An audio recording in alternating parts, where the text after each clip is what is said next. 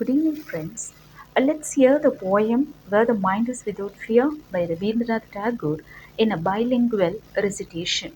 The poem is recited by Divya Dureraj.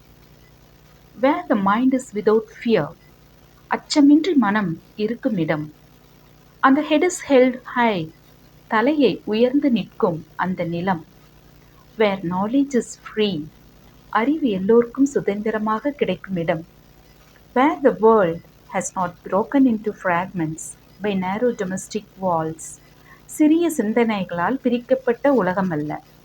Where words come out from the depth of truth, உண்மையின் ஆழத்திலிருந்து வரும் சொற்கள். Where tireless striving stretches its arms towards perfection, ஓய்வில்லா முயற்சி சிறப்பை நோக்கி விரிகிறது. Where the clear stream of reason has not lost its way into the dreary desert sand of dead habit, பழைய பழக்கங்களின் பாலைவனத்தில் மறையாத புத்திசாலித்தனம்.